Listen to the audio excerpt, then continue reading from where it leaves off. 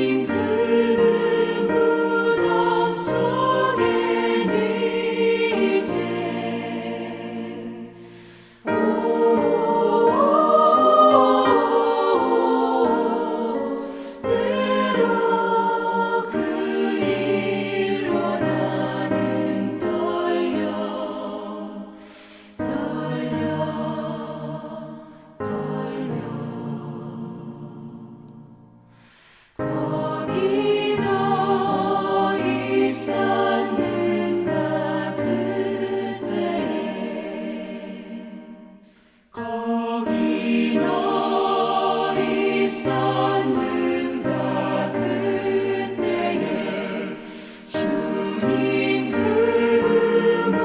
무덤에서 나올 때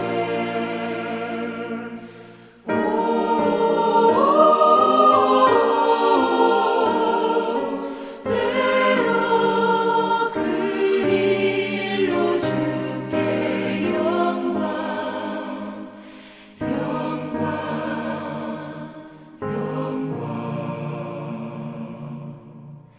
거기 너 있었는가 그때에.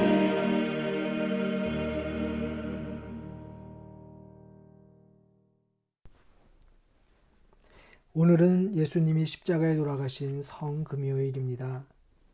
오늘 우리에게 주신 하나님의 말씀은 마가복음 15장 33절에서 41절 말씀입니다. 제6시가 되매 온 땅에 어둠이 임하여 제9시까지 계속하더니 제9시에 예수께서 크게 소리 지르시되 엘리 엘리 라마 사박다니 하시니 이를 번역하면 나의 하나님 나의 하나님 어찌하여 나를 버리셨나이까 하는 뜻이라. 곁에 섰던 자 중 어떤 이들이 듣고 이르되 보라 엘리야를 부른다 하고 한 사람이 달려가 해면에 신 포도주를 적시어 갈대에 깨어 마시게 하고 이르되 가만두라 엘리야가 와서 그를 내려주나 보자 하더라. 예수께서 큰 소리를 지르시고 숨지시니라. 이에 성소의장이 위로부터 아래까지 찢어져 둘이 되니라. 예수를 향하여 섰던 백부장이 그렇게 숨지심을 보고 이르되 이 사람은 진실로 하나님의 아들이었도다 하더라. 멀리서 바라보는 여자들도 있었는데 그 중에 막달라 마리아와 또 작은 야고보와 요새의 어머니 마리아와 또 살로메가 있었으니 이들은 예수께서 갈릴리에 계실 때에 따르며 섬기던 자들이요 또 이 외에 예수와 함께 예루살렘에 올라온 여자들도 많이 있더라. 아멘. 예수님이 십자가에 달리신 후 얼마 지나지 않아 어둠이 온 땅을 덮었습니다.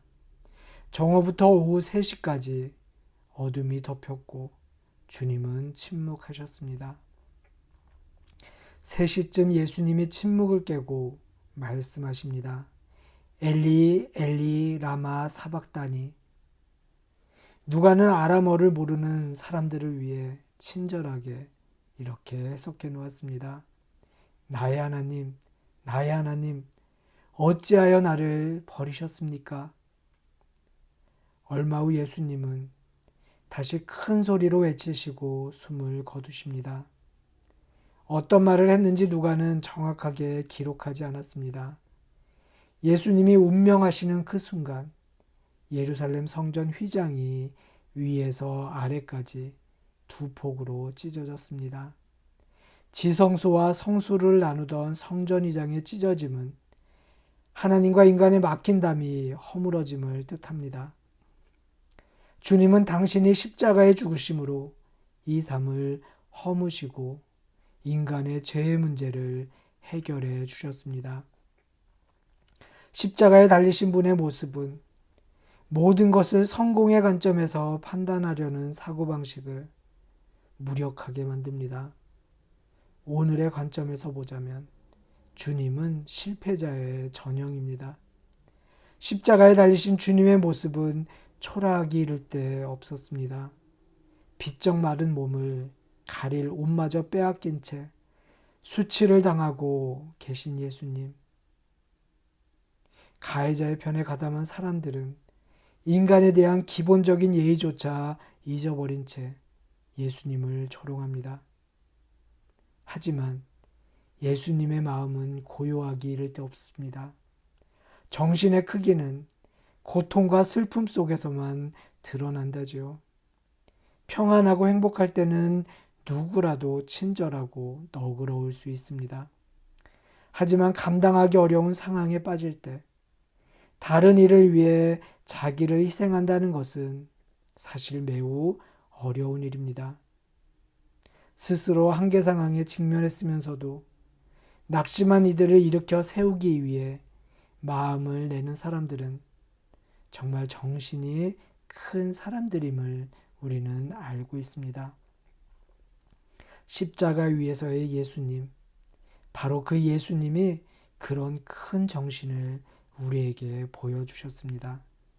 못 박힌 손과 발의 극심한 고통, 탈수 증세로 인한 정신의 혼미 속에서도 예수님은 당신을 조롱하고 십자가에 못 박은 이들을 용서해달라 기도하셨고, 당신 옆에 함께 못 박힌 제수를 긍휼히 여겨주셨습니다.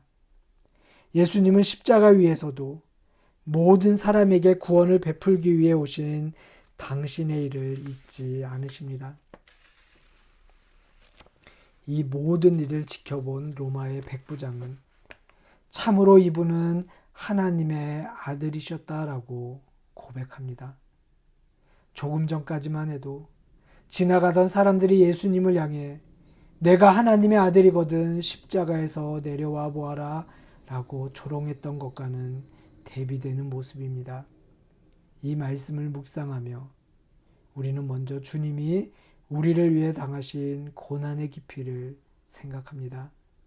주님은 하나님께 버림받았다는 생각이 들 정도로 깊은 고통을 겪으셨습니다.